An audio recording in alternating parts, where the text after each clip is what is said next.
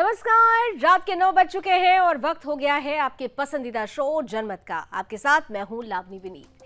जनमत यानी एकमात्र ऐसा शो जहां पर आप हर खबर पर पोल के माध्यम से भाग ले सकते हैं, हर खबर से जुड़ सकते हैं। सोशल मीडिया प्लेटफॉर्म एक्स पर जाकर, जिसे पहले ट्विटर कहा जाता था, वहां पर आप वोट करेंगे तो नतीजे आप जनमत में देखेंगे, जहां हर खबर पर आपकी राय होगी और आपकी राय के साथ साथ खबरों का विश्लेषण भी होगा। आज हम जिन खबरों पर चर्चा करने वाले हैं, आइए जल्दी से उन खबरों पर एक नजर डालें। खबरों से बाखबर आपको कर देते हैं।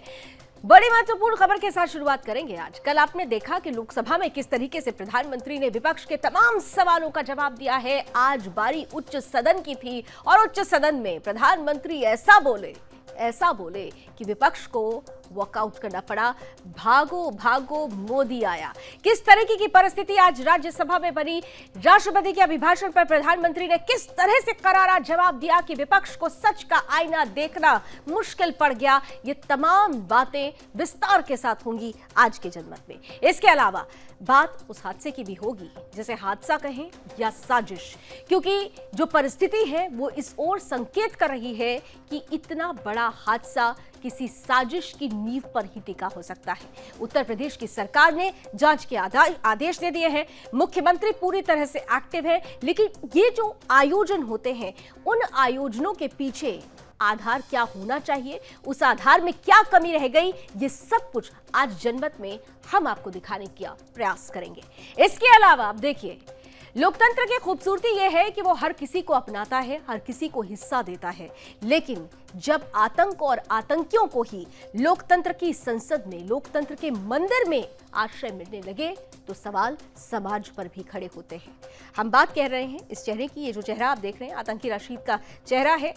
संसद पहुंचने वाले हैं, पेरोल मिली है और पेरोल पर सवाल उठ रहा है कि आतंकी को पेरोल क्यों मिल रही है, और वो भी संविधान की शपथ के लिए। पूरी खबर विस्तार से बताएंगे। साथ ही साथ बात करेंगे उस जिहादी तांडव की जिसकी जद में हिंदुस्तान आ चुका है। लैंड जिहाद, लव जिहाद और न जाने कितने जिहाद, जिन्होंने हिंदुस्तान की आत्मा पर प्रहार किया है।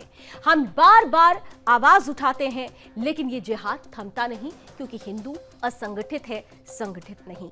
ये जिहादी तांडव किस कदर खतरनाक रूप लेता जा रहा है, विस्तार से होगी जनमत में इसकी चर्चा। और साथ ही साथ चर्चा होगी उस संसद की जहां पर रोमांटिक और रोमांस दोनों ही शब्द आज देखने को मिले। एक तस्वीर के माध्यम से हम पाकिस्तान की संसद आपको लिए चलेंगे, जहां पर स्पीकर और सांसद के बीच में जो बातें हुई वो रोमांस की चमकीले आईने को दिखाते हुए नजर आई है। कितना मजेदार था ये सीक्वेंस। ये पूरी बातें विस्तार से होंगी जनपद पे। तो चलिए इन्हीं खबरों के साथ आज के जनमत की शुरुआत करते हैं और सबसे पहले बात कर लेते हैं प्रधानमंत्री नरेंद्र मोदी के उस प्रहार की, जिस पर विपक्ष चारों खाने चित्त होता हुआ नजर आया है। प्रधानमंत्री जिन्होंने पहले कल लोकसभा में जमकर अपनी बातें रखी, जमकर विपक्ष पर करारा प्रहार किया, और आज बारी उच्च सदन की थी। राज्यसभा में भी विपक्ष को आड़े हाथों लेते हुए प्रधानमंत्री आज नजर आए। कई प्रश्न उन्होंने उठाए इस दौरान, क्योंकि राष्ट्रपति के अभिभाषण पर धन्यवाद प्रस्ताव का समय था। राष्ट्रपति के अभिभाषण पर उनको धन्यवाद तो दिया, लेकिन विपक्ष को वो आईना दिखाया जिस पर धूल जम चुकी थी, जिस धूल को विपक्ष हटाना नहीं चाहता। विपक्ष को करारा जवाब देते हुए प्रधानमंत्री ने स्पष्ट रूप से कहा कि संविधान की आत्मा पर प्रहार किया है विपक्ष ने। वो संविधान जिस पर लगातार विपक्ष दुहाई देता है, जिनकी प्रतियां हाथ में लेकर घूमता है, उसी संविधान को ठगा है विपक्ष ने। आज अपने 50 मिनट के इस पूरे भाषण में प्रधानमंत्री ने नीट से लेकर मणिपुर तक, मणिपुर से लेकर पश्चिम बंगाल तक, रोजगार, भ्रष्टाचार, CBI, ED, federalism, emergency, Jammu Kashmir, Indira is India and India is Indira, तमाम बातों पर विपक्ष की पोल खोल दी। प्रधानमंत्री मोदी जब 32 मिनट बोल चुके थे, तब विपक्षी नेताओं को उनका सामना करना मुश्किल हो गया, क्योंकि वो सच सुनने की क्षमता नहीं रख पाए और आखिरकार विपक्ष से वॉकआउट कर गए। ये वॉकआउट प्रधानमंत्री द्वारा सोनिया गांधी पर निशाना साधने के बाद हुआ, जब पीएम ने कहा था कि ये लोग ऐसे हैं जो ऑटो पायलट और रिमोट पायलट पर सरकार चलाने के आदी हैं। वो काम करने में विश्वास नहीं रखते, वो तो बस इंतजार करना चाहते हैं। और इस दौरान प्रधानमंत्री मोदी रुके नहीं, वो लगातार वार पर वार करते रहे, क्योंकि आईना उन्हें दिखाना था जिन्होंने लोकतंत्र के साथ खिलवाड़ किया। कैसा था आज राज्यसभा का वो नजारा जब विपक्ष को सच का सामना करना पड़ा? आइए देखिए हमारी आज की इस स्पेशल रिपोर्ट में। सभापति जी, देश देख रहा है, झूठ फैलाने वालों की सत्य सुनने की ताकत भी नहीं होती।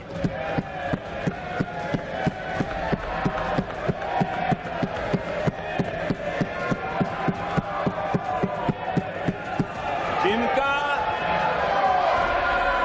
सत्य से मुकाबला करना, इसके लिए जिनके हौसले नहीं है, वो बैठ करके इतनी चर्चा के बाद उन्होंने उठाए हुए सवालों के जवाब भी सुनने की हिम्मत नहीं है। इन्होंने ये अपर हाउस को अपमानित कर रहे हैं। इस अपर हाउस की महान परंपरा को अपमानित कर रहे हैं।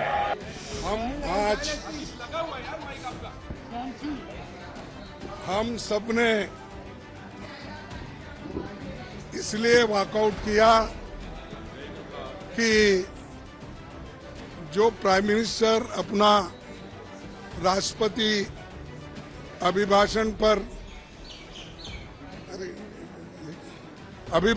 पर जो भाषण दे रहे थे, उन्होंने कुछ गलत बातें सदन को बताई, गलत झूठ, और उनकी आदत है कि झूठ बोलना, लोगों को भ्रमित करना और जो सत्य के जो विरोध में बात करना, ये उनकी आदत है। माननीय सदस्यगण, अत्यंत दर्दनाक, पीड़ादायक, अमर्यादित आचरण से देखकर मैं हूं। शासन तीसरे निरंतर लगातार काल में है। 6 दशक के बाद मैंने चर्चा की और मैंने अनुरोध किया कि प्रतिपक्ष के नेता को बिना बेरोक टोक बोलने का सुअवसर दिया। आज वो सदन छोड़कर नहीं गए हैं, मर्यादा छोड़कर गए हैं। आज उन्होंने मुझे पीठ नहीं दिखाई है, भारत के संविधान को पीठ दिखाई है। आज उन्होंने मेरा अनादर और आपका अनादर नहीं किया है, उस शपथ का अनादर किया है जो संविधान के तहत ली है। भारत के संविधान की इससे बड़ी अपमानित बात नहीं हो सकती। ऐसा कैसे हो सकता है? House of elders, the upper house, हमें देश का मार्गदर्शन करना है। मैं उनके आचरण की भर्त्सना करता हूं। देश के 140 करोड़ लोग इससे आहत होंगे। सदन का मतलब है सत्ता पक्ष की बात सुनो जब आपने अपनी पूरी बात कह दी। इमरजेंसी के दौरान संविधान पर जो जुल्म हुआ, जो बुलडोजर चलाया गया संविधान के ऊपर, लोकतंत्र की धज्जियां उड़ा दी गई, तब उसी दल के महत्वपूर्ण नेता के रूप में वो उनके साक्षी है, फिर भी सदन को गुमराह कर रहे हैं। आदरणीय सभापति जी, आपातकाल को मैंने बहुत निकट से देखा है। करोड़ों लोगों को कल्पना भार की यातनाएं दी गई है, उनका जीना मुश्किल कर दिया गया था। और जो संसद के अंदर होता था वो तो रिकॉर्ड पर है। भारत के संविधान की बातें करने वालों को मैं पूछता हूं, जब आपने लोकसभा को 7 साल चलाया था, लोकसभा का कार्यकाल 5 साल है, वो कौन सा संविधान था जिसको लेकर के आपने 7 साल तक सत्ता की मौज ली और लोगों पर जुल्म करते रहे? और आप संविधान हमें सिखाते हो? आदरणीय सभापति जी,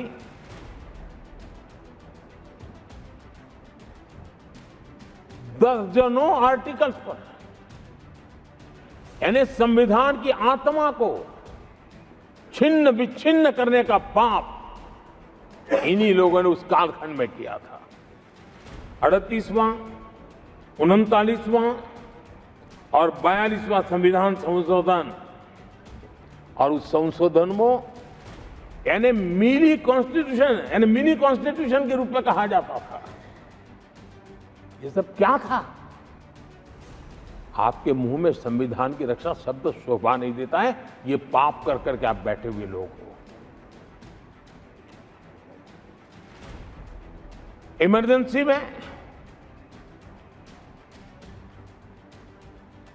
पिछली सरकार में 10 साल ये कैबिनेट में थे खड़गे जी, क्या हुआ था? प्रधानमंत्री संवैधानिक पद है, प्रधानमंत्री के पद के ऊपर एनएसी बैठ जाना, ये कौन से संविधान में से लाए थे व्यवस्था? किस संविधान में से बनाया था आप लोगों ने? आपने देश के प्रधानमंत्री पद की गरिमा को चकनाचूर कर दिया था और रिमोट पायलट बनकर के आप उसके माथे पर बैठ गए थे। कौन सा संविधान आपको अनुमति देता है? आदरणीय सभापति जी, जरा ये बताएं हमको, वो कौन सा संविधान है जो एक सांसद को कैबिनेट के निर्णय को सार्वजनिक रूप से फाड़ देने का हक दे देता है? वो कौन सा संविधान था? कोई मुझे बताएं कि संविधान की मर्यादाओं को तार तार करके प्रोटोकॉल में एक परिवार को प्राथमिकता कैसे दी जाती थी? कौन सा संविधान था? सभापति जी, ये बहुत सी पार्टियां जो उनके साथ बैठी हैं, वो अल्पसंख्यकों की आवाज होने का जरा दावा करते हैं और बड़े ज्यादा चिल्ला करके बोलते हैं। क्या कोई मुजफ्फरनगर और तुर्कमान गेट, वहां अल्पसंख्यकों के साथ इमरजेंसी में क्या हुआ था, जरा याद करने की हिम्मत करते हैं क्या? बोलने की हिम्मत करते हैं क्या? आदरणीय सभापति जी, और ये कांग्रेस को क्लीन चिट दे रहे हैं। कैसे देश उनको माफ करेगा? ये शर्मनाक है कि ऐसी तानाशाही को भी आज सही कहने वाले लोग हाथ में संविधान की प्रत लेकर के अपने काले कारनामों को छुपाने की कोशिश कर रहे हैं। हमारे कांग्रेस के लोग भी खुशी में मगन है। मैं समझ नहीं पाता हूं कि ये खुशी का कारण क्या है, और इस पर कई सवाल है। क्या ये खुशी हार की हैट्रिक पर है? क्या ये खुशी नर्वस 90 के शिकार होने पर है? क्या ये खुशी एक और असफल लॉन्च की है? आदरणीय सभापति जी, ये आज जो लोग जांच एजेंसियों को बदनाम कर रहे हैं, हल्ला मचा रहे हैं, मैं जरा उनकी याददाश्त पर जोर डालना चाहिए, मैं ऐसा उनका आग्रह करता हूं। जांच एजेंसियों का पहले दुरुपयोग कैसे होता था, कैसे होता था, कौन करता था, मैं जरा बताना चाहता हूं। मैं कुछ बयान आपके सामने रखता हूं। ये पहला बयान है 2013 का। बयान क्या है? कांग्रेस से लड़ना आसान नहीं है। जेल में डाल देगी, सीबीआई पीछे लगा देगी। कांग्रेस सीबीआई व इनकम टैक्स का भय दिखा करके समर्थन लेती है। ये स्टेटमेंट किसका है? ये बयान है स्वर्गीय मुलायम सिंह जी का। कांग्रेस एजेंसियों का कैसा दुरुपयोग करता है, ये मुलायम सिंह जी ने कहा था। और यहां इस सदन के माननीय सदस्य रामगोपाल जी को मैं जरा पूछना चाहता हूं कि रामगोपाल जी, क्या नेताजी कभी झूठ बोलते थे क्या? नेताजी तो सच बोलते थे। आदरणीय सभापति जी, मैं रामगोपाल जी को ये भी कहा जरा भतीजे को भी बताएं, क्योंकि उनको भी याद दिलाया कि राजनीति में कदम रखते ही भतीजे पर सीबीआई का फंदा लगाने वाले कौन थे, जरा याद दिला दें उनको, पता चलेगा। आदरणीय सभापति जी, मैं एक और बयान पढ़ता हूं, ये भी साल 2013 का है। The Congress had used the CBI to strike political bargains with many parties. तो प्रधानमंत्री नरेंद्र मोदी ने विपक्ष को एक के बाद एक ऐसा करारा जवाब दिया कि विपक्ष चारों खाने चित हो गया। और लोकतंत्र की दरअसल खूबसूरती यह है कि इसमें सत्ता पक्ष और विपक्ष दोनों का पलड़ा कुछ ऐसा होना चाहिए जिसमें सामंजस्य हो।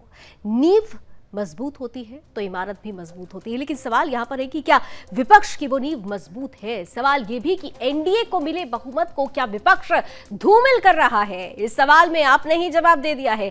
95% लोग कह रहे हैं कि बिल्कुल एनडीए को मिले बहुमत को विपक्ष धूमिल कर रहा है, जबकि 5%, केवल 5% लोग इससे सहमत नहीं है। अब आइए आगे बढ़ते हैं, बात उस हादसे की कर लेते हैं। हादसा या फिर कोई साजिश? सवाल इसलिए उठ रहे हैं क्योंकि इस पूरी खबर का आधार साजिश की तरफ भी जुड़ता हुआ नजर आता है। जनमत में बात अब हम हाथरस की उस हृदय विदारक घटना की कर रहे हैं जिस पर उत्तर प्रदेश सरकार पूरी तरह से एक्टिव हो चुकी है। यूपी के हाथरस में बाबा सूरजपाल के सत्संग के दौरान भयावह भगदड़ मचती है। 121 लोगों की असमय मौत हो जाती है, जबकि सैकड़ों लोग गंभीर रूप से घायल हैं। मृतकों की संख्या अब भी बढ़ सकती है क्योंकि घायलों में अति गंभीर घायलों की संख्या भी है। यह हादसा हाथरस जिले के 47 किलोमीटर दूर फुलराई गांव में हुआ। हाथरस के बाबा सूरजपाल, अब बाबा तो कहना ही नहीं चाहिए, सूरजपाल ने वकील के माध्यम से एक बयान जारी किया है। कहा गया है कि समाज विरोधी लोगों ने भगदड़ मचाई। दरअसल बाबा ने कानूनी कार्रवाई के लिए वकील एसपी सिंह को रखा हुआ है। फुलराई गांव में भोले बाबा के सत्संग का कार्यक्रम के दौरान जो हादसा हुआ है उसे लेकर उत्तर प्रदेश के मुख्यमंत्री योगी आदित्यनाथ पूरी तरह से एक्टिव है। आज खास तौर पर उन्होंने न केवल घटनास्थल का जायजा लिया, वहां पहुंचे, उन्होंने बाकायदा इस पूरी परिस्थिति को जानने समझने का प्रयास किया। इसके साथ ही साथ जो लोग इस पूरी घटना में मौत के मुंह में समा गए, काल के गाल में असमय चले गए, उनके परिवार वालों के साथ मिलते हुए शोक प्रकट किया, घायलों से भी मुलाकात की। साथ ही साथ प्रेस कॉन्फ्रेंस करके ये स्पष्ट कर दिया है कि इस मसले को, इस मामले को, इस घटना को उत्तर प्रदेश सरकार हल्के में नहीं ले रही है। इसके लिए बाकायदा एसआईटी जांच होगी, इसके लिए बाकायदा जुडिशियल जांच होगी और हाई कोर्ट के जो रिटायर्ड जज होंगे उनकी अध्यक्षता में जांच होगी। लेकिन दूसरी तरफ देखिए विपक्ष का वही रोना, हर मुद्दे पर राजनीति। अखिलेश यादव ने इस मुद्दे को भी नहीं छोड़ा, इस पर भी राजनीति कर गए। एक तरफ तो उन्होंने श्रद्धांजलि दी, शोक व्यक्त किया, सांत्वना दी, लेकिन दूसरी तरफ सरकार की नाकामी पर सरकार के काम को नाकामी बताते हुए बड़ी बात कही। उन्होंने कहा कि सरकार की नाकामी बताकर इतने गंभीर विषय को नजरअंदाज नहीं कर सकते हैं। हाथरस की इसी हृदय विदारक घटना पर अब आपको एक खास रिपोर्ट दिखाते हैं।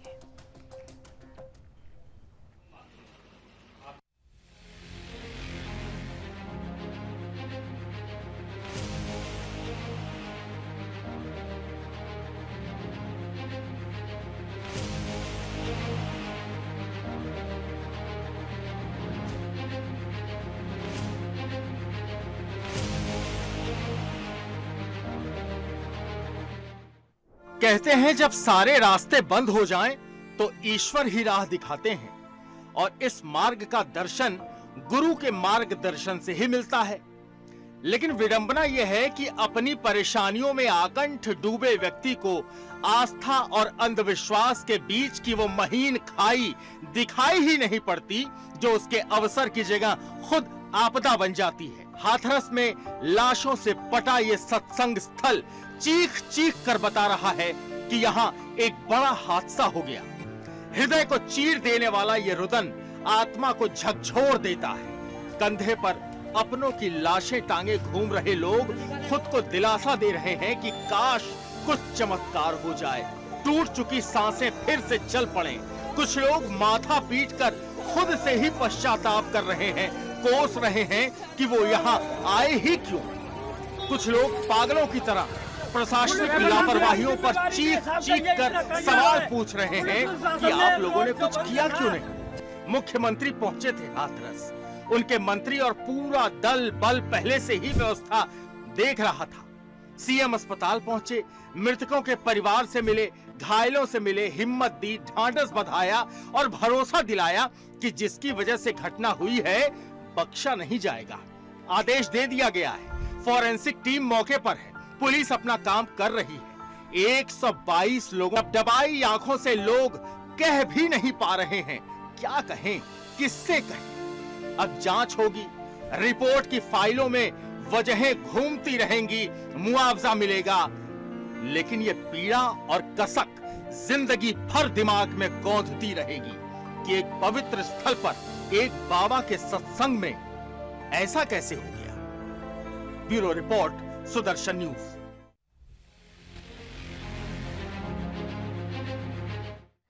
तो आखिर ऐसा क्या हुआ कि इतनी बड़ी घटना सामने आ गई। लेकिन इन सब के बीच समाज को थोड़ा सजग रहना होगा, क्योंकि हम हमेशा से कहते आए हैं।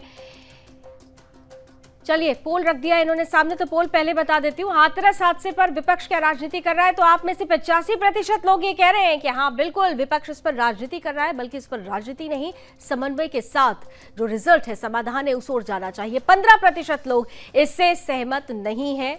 इसी के साथ, क्योंकि हम ये जानते हैं, हमें ये सिखाया गया है, गुरु गोविंद दो खड़े काके लागू पाए, बलिहारी गुरु आपने गोविंद दियो बताए। लेकिन जिस गुरु की हम बात करते आए हैं, जिस गुरु को हम आत्मसात करते आए हैं, आज उन्हीं गुरु की परिभाषा को ऐसे तथाकथित बाबा धूमिल कर रहे हैं। इसलिए सजग हो जाइए, समाज को सजग होने की जरूरत है। न डरे थे, न डरे हैं और न ही डरेंगे। राष्ट्र सर्वोपरि की भावना के साथ सवाल पूछते थे, पूछते हैं और पूछते ही रहेंगे।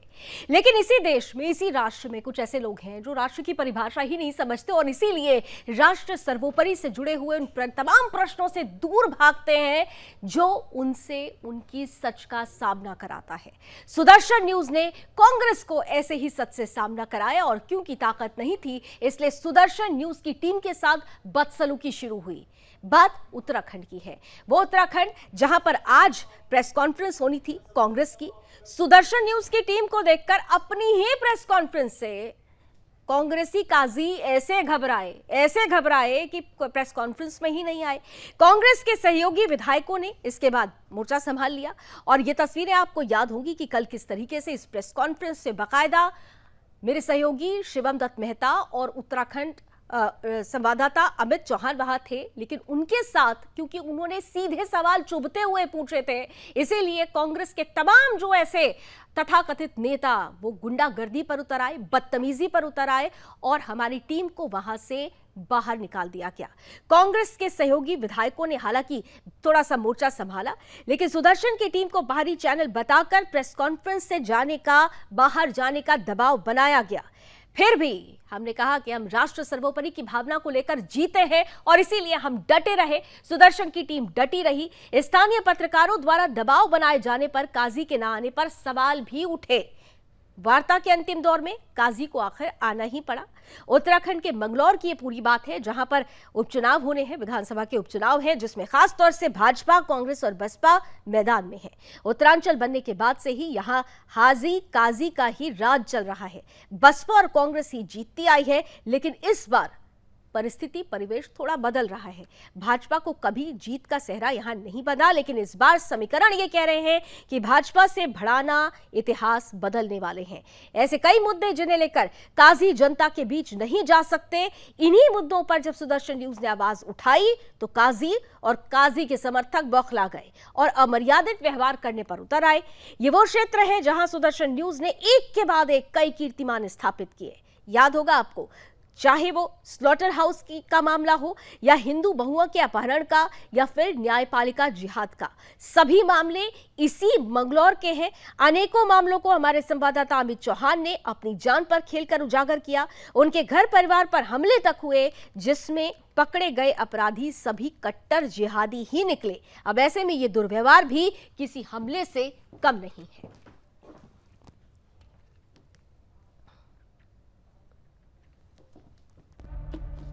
मैं समझ सकता हूँ आप सुदर्शन न्यूज हैं, मैं समझ सकता हूँ आप सुदर्शन न्यूज हैं। कर लेने दीजिए, हम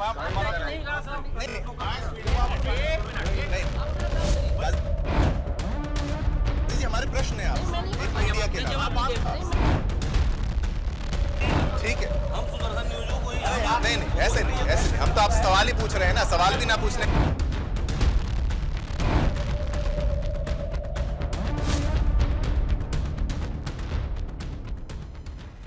एक और विषय जो था कि वो एक छात्रों से जुड़ा है, छात्र यहाँ पर आए थे, छात्रवृत्ति घोटाला यहाँ पर एक महत्वपूर्ण टॉपिक है, लोगों ने हमने बताया इस बात के।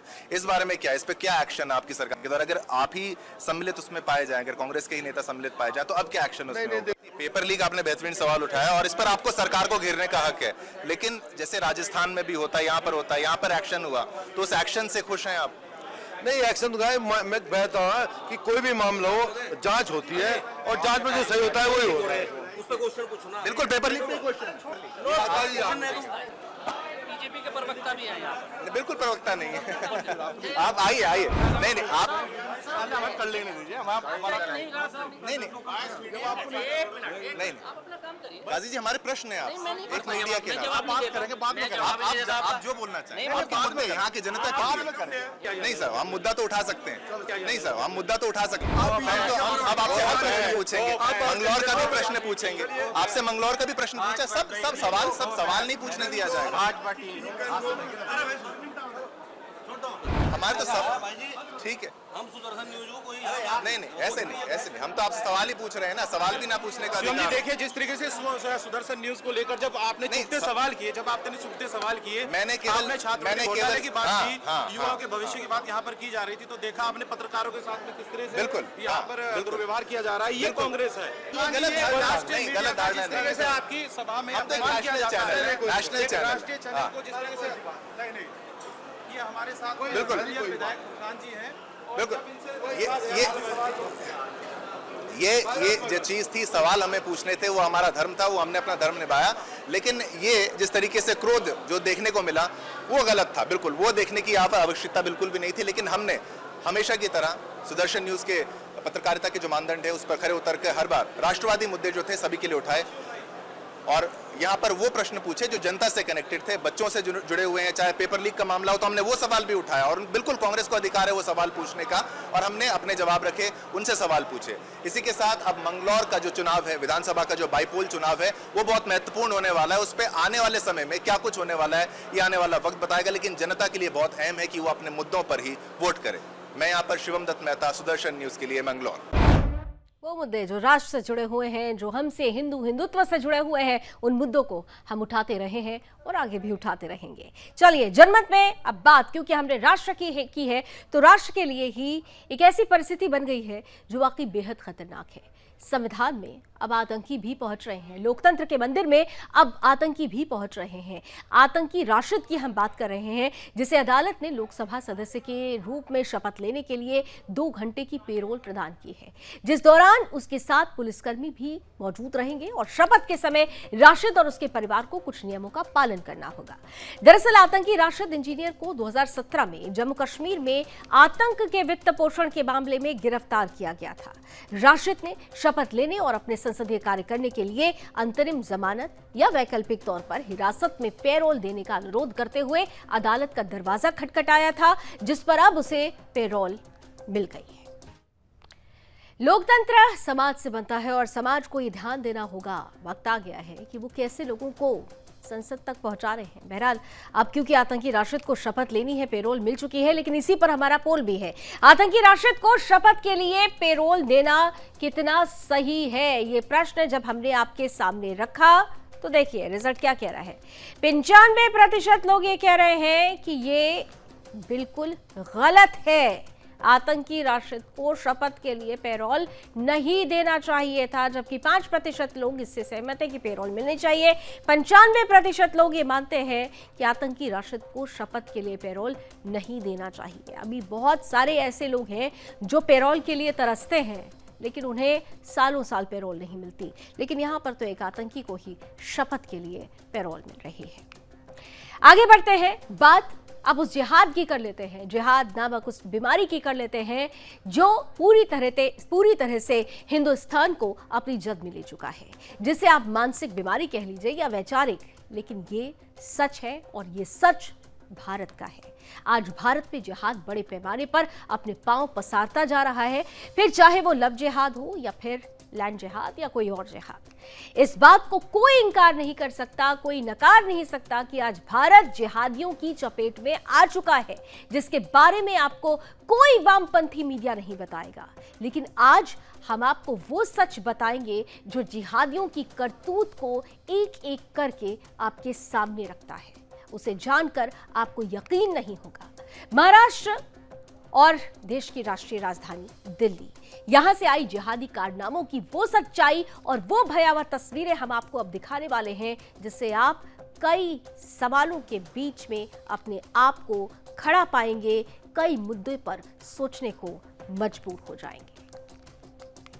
कहते हैं सावन के अंधे को हर ओर हरा ही हरा नजर आता है। इन दिनों भारत में कुछ यही हाल यहाँ की सेकुलर मीडिया का है, जिनकी आंखों पर वामपंथी साजिश के तहत सेकुलरिज्म का ऐसा चश्मा चढ़ाया गया है कि उन्हें अपने आसपास ना तो हिंदुओं की घटती हुई आबादी नजर आती है और ना ही हिंदू धर्म के खिलाफ चल रहे षड्यंत्र दिखाई देते हैं, और ना ही उन्हें हिंदू युवतियों की पीड़ा सुनाई देती है, जिन्हें आए दिन जिहादी अपने मजहबी मंसूबों के तहत अंजाम देते हैं। महाराष्ट्र के नांदेड़ और राजधानी दिल्ली के गोंडा विधानसभा के 5वें पुस्ते से जिहादियों की एक ऐसी ही घिनौनी करतूत सामने आई है, जिसके बारे में आपको विदेशी एजेंडा चला रही वामपंथी मीडिया कभी नहीं बताएगी। मामला महाराष्ट्र के जिस नांदेड़ से है, वहाँ से अयाज मोहम्मद फयाज नामक एक मजहबी जिहादी की एक ऐसी घिनौनी करतूत सामने आई है, जिसे जानकर आज से शायद ही कोई हिंदू माता पिता किसी मुस्लिम ड्राइवर पर विश्वास करे, क्योंकि जिहादी अयाज मोहम्मद फयाज जिस स्कूल बस का ड्राइवर था, उसने उसी स्कूल की छोटी बच्ची पर गंदी नजर डाली और उस मासूम के साथ अश्लील हरकतें भी की। वहीं जब इस जिहादी मोहम्मद फयाज को स्कूल बस में नाबालिग के साथ बदसलूकी करते हुए हिंदू कार्यकर्ताओं ने पकड़ा तो जिहादी वहां से भाग निकला, लेकिन वीडियो सोशल मीडिया पर वायरल होने के बाद अब पुलिस ने मामला दर्ज कर जिहादी अयाज मोहम्मद फयाज को गिरफ्तार कर लिया है। कुछ ऐसी ही जिहादी करतूत राजधानी दिल्ली से सामने आई है, जिसके गोंडा विधानसभा के 5वें पुस्ते इलाके में एक जिहादी लड़की ने अपनी हिंदू सहेली को अपने मजहब की भेंट चढ़ाने की कोशिश की, जहां पर वो जिहादी मुस्लिम लड़की पहले तो बहला फुसलाकर शानू नाम की हिंदू लड़की को अपने घर ले जाती है, और इसके बाद जब उस जिहादी लड़की का पूरा मुस्लिम परिवार जबरन उस हिंदू लड़की को अवैध गतिविधियों में धकेलने की कोशिश करता है, लेकिन जब हिंदू लड़की उन्हें मना करती है तो उनका पूरा परिवार हिंदू लड़की के साथ मारपीट करता है। जिहादी परिवार द्वारा की गई उस दर्दनाक मारपीट से हिंदू लड़की इतनी गंभीर रूप से घायल हो जाती है, अब तो वो ठीक से चलने फिरने में भी असमर्थ है। और यही नहीं, शानू नामक वो हिंदू लड़की इस भयावह घटना से अब भी डरी हुई है। उसने आके मतलब लात घूसे मेरे में बजाना चालू कर दिए थे, तो फिर उसके बाद में फिर हम गली के बाहर भी निकले, फिर जब मैंने फोन पुलिस को करने के लिए चाहा तो गली से खींच के फिर अंदर ले गया, फिर मारा। फिर एकदम से गली की महिला जो थी वो अपने जब घर में घुसी एकदम से, तो उसने अपने पीछे हाथ कर लिए, तो उन महिला ने ये कही कि अकेली लड़की को तुम मार रहे हो, पीट रहे हो, आखिर उसकी गलती भी है भी, तो बैठ के अपने बातें करो, आखिर में वो बच्चा है तुम्हारे आगे, कम से कम अकेले की सुन तो लो। जब वो चिल्ला के कह रही है कि क्यों मार रहे हो, क्या बात है, तो मैडम जी इतनी बात को लेकर फिर लड़ाई दंगा हुआ, उसने मेरे को मारा पीटा। महाराष्ट्र और दिल्ली से आई ये लव जिहाद की दर्दनाक घटनाएं इस बात की गवाही देती है कि एक कट्टर मजहबी की अपने काम या रिश्ते के प्रति कोई वफादारी नहीं होती, फिर वो चाहे आदमी हो या औरत, ड्राइवर हो या सहेली, सबकी वफादारी अपने जिहाद के प्रति होती है। लेकिन आज स्वयं को क्रांतिकारी पत्रकारिता का स्वामी कहने वाले और विदेशी खर्चों पर पलने वाले वामपंथी मीडिया हाउसेज ना तो आपको इस जिहादी एजेंडे की वास्तविकता दिखाएंगे और ना ही हिंदू युवतियों के दर्द से आपको अवगत कराएंगे। लेकिन आज भारत में हिंदू युवतियों के खिलाफ चल रहे इस जिहादी षड्यंत्र पर सुदर्शन न्यूज हमेशा आवाज उठाता रहेगा। Bureau report, Sudarshan news. याद रखिएगा, जब जब हिंदू बटा है तब तब देश बटा है, जहां जहां हिंदू बटा है वहां वहां देश कटा है। इसलिए हिंदुओं को संगठित होकर एक मुश्त, एक बुलंद आवाज उठाने की जरूरत है और आवाज उठानी चाहिए लव जिहाद के कानून पर। तो आज हमने इसी से जुड़ा हुआ प्रश्न आपसे पूछा, लव जिहाद के खिलाफ कानून की क्या जरूरत है? तो देश के देखिए 93% लोग ये कह रहे हैं कि बिल्कुल वक्त आ गया है कि लव जिहाद से जुड़ा हुआ कानून सामने हो, जबकि 7% लोग इससे सहमत नहीं है।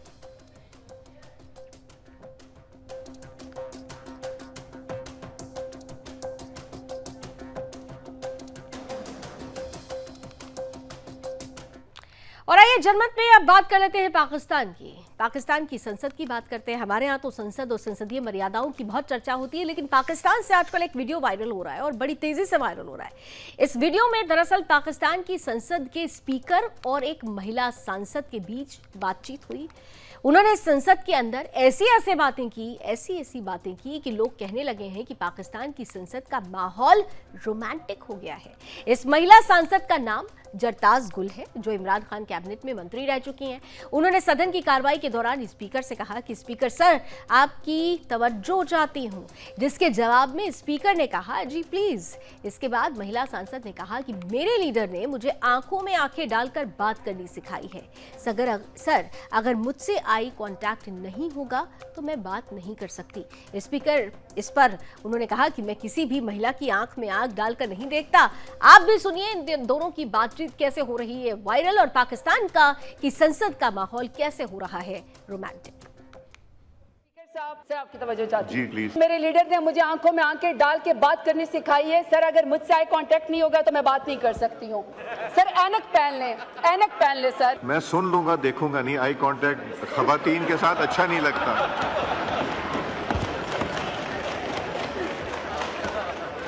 मैं किसी भी खातून की आंख में आंख डाल के नहीं देखता। स्पीकर साहब, सर आपकी तवज्जो चाहती हूं। जी प्लीज। मेरे लीडर ने मुझे आंखों में आंखें डाल के बात करनी सिखाई है। सर, अगर मुझसे आई कांटेक्ट नहीं होगा तो मैं बात नहीं कर सकती हूँ।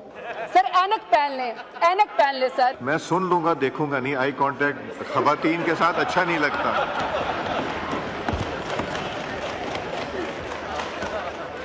मैं किसी भी खातून की आंख में आंख डाल के नहीं देखता।